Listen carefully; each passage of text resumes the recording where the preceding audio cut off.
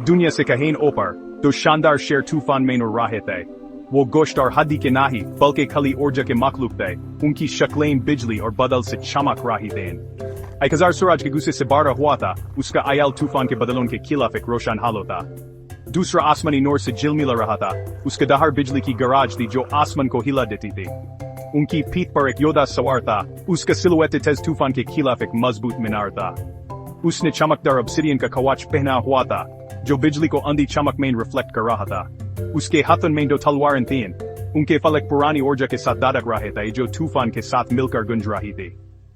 उसका नाम आर्यन था, और वो एक भूले हुए वंश का आखिरी वंशज था, जो तूफान पर सवार होने और हकीकत के पर्दे के पार लर्किंग से उनसे दुनिया का दिफा करने के लिए मुकद्दर में था।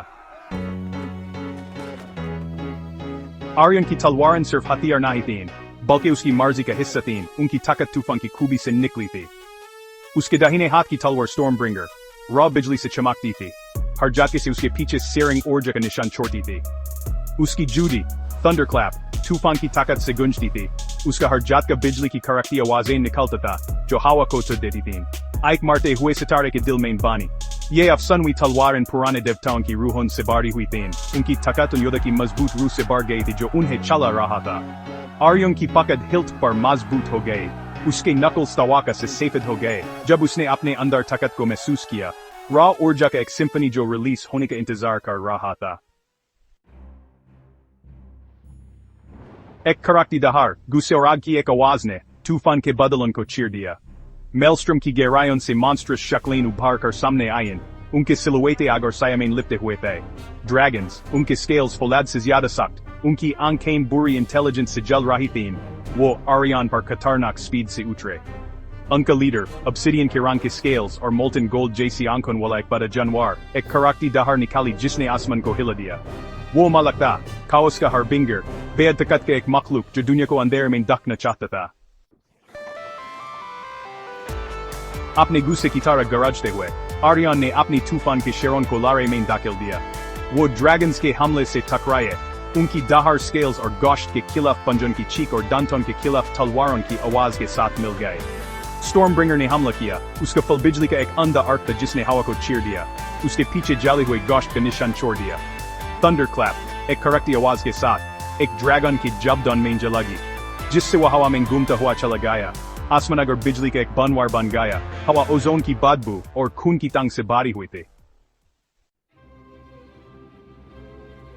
सेक्शन 5 पंजन और दंतन का तूफान। तूफान के शेर, उनकी शक्लें आसमानी ऊर्जा से चमक रही थीं, ड्रैगन्स पर बेलगाम गुस्से से टूट पड़े। उनके पंजे किसी भी फल से तेज, स्केल्स और गोश्त को चीर कर रखते थे, उनकी दहाड़ आसमान की बुनियाद को हिला देती।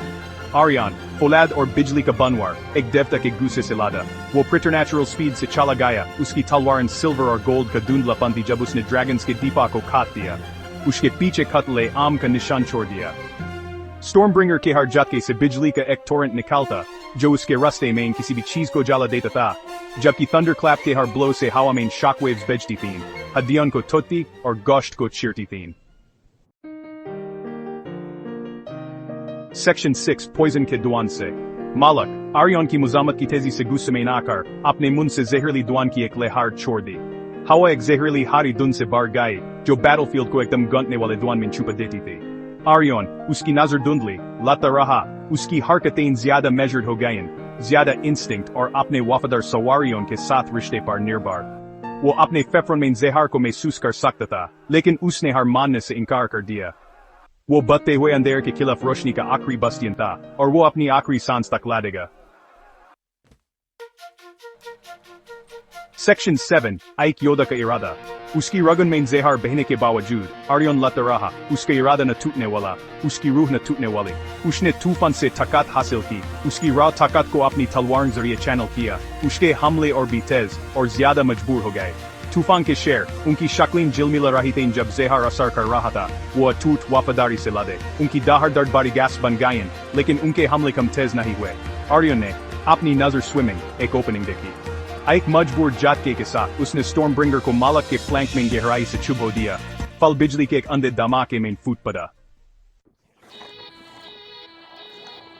सेक्शन 8 फातमन दहाड़।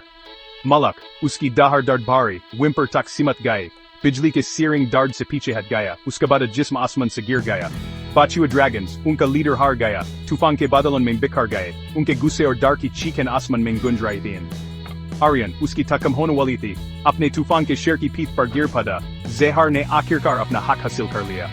वो जीत गया था, लेकिन एक भयानक कीमत पर। जैसी अंधेरा छा गया, वो अपने वफादार सवारियों की मदम दहर सुन सकता था। उनकी शक्लें उसके आसपास झिलमिला रही थीं, उस तूफान से बच रही थीं।